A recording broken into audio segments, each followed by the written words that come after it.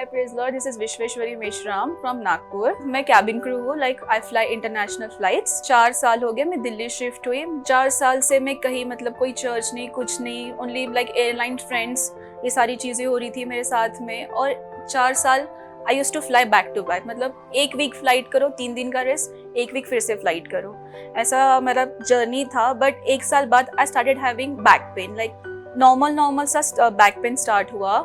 फिर जब हमारा टाइमिंग था होटल से एयरपोर्ट जाने के लिए, हम सब सारा क्रू शटल में बैठे थे.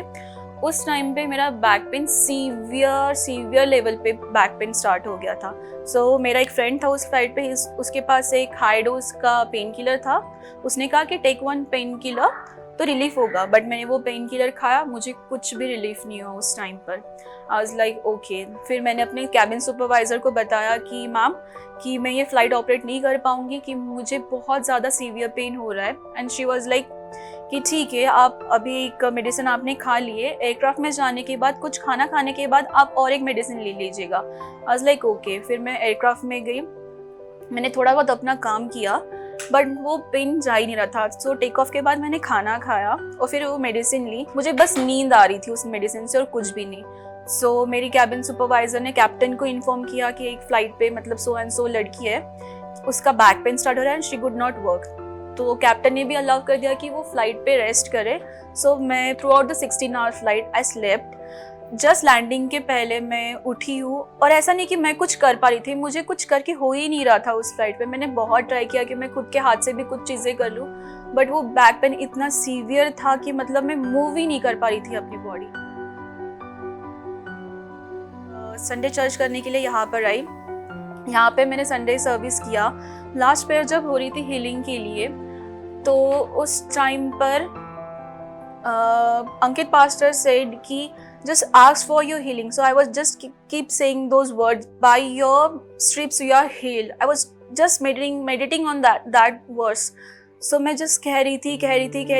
प्रेयर ख़त्म हुई. उसके बाद अंकित पास्टर ने कहा कि आप जो नहीं कर पाए थे just try doing it. तो मैंने बेंड डाउन करके देखा, I try to move my body, वो सारी चीज़ें की and I was felt so normal. मुझे कुछ पेन नहीं हुआ क्योंकि मैं बेंड डाउन भी नहीं हो पाई थी, मैं अपनी बॉडी मूव नहीं कर पा रही थी उस टाइम पे. और वो चीज़ें मेरे साथ हुई. With in a second I did that and I was so glad कि मैं वो सारी चीज़ें कर पा रही हूँ.